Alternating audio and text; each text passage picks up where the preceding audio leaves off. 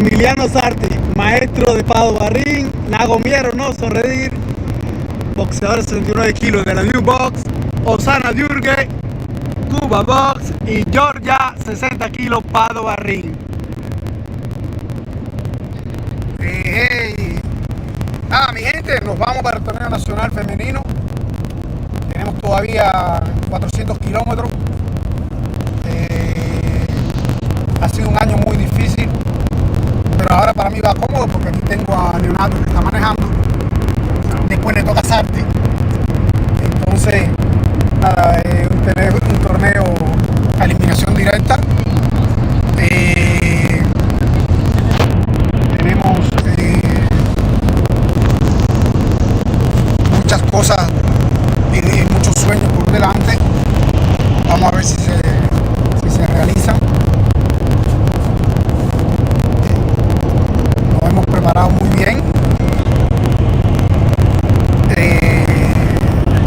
Y nada, estamos ahí luchando. Vamos a tratar de hacer lo mejor para nuestra región, que aquí mi región es Italia del Véneto.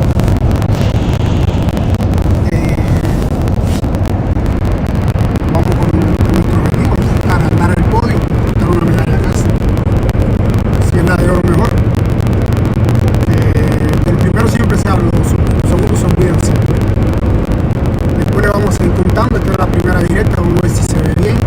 Aquí tenemos al maestro Leonardo, un amigo mío de los tiempos de la escuela de boxeo. Hicimos una buena escuadrita. La representación regional militar femenina. Ya los varones están en sede. Ayer pelearon dos, ganó uno.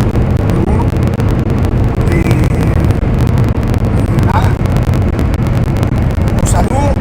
Nos vemos dentro de un par de horas cuando estemos en la región. Vamos a ir a enseñarles cómo se hace un torneo nacional aquí en Italia, que no es muy distinto de cómo se hace en Cuba, pero el problema es el tipo de selección que se hace. Ok, aquí estamos. Mi gente, entren al canal, suscríbanse, denle me gusta, que nosotros trabajamos para ustedes y para el museo. Aquí vamos con todo, el Véneto va con todo.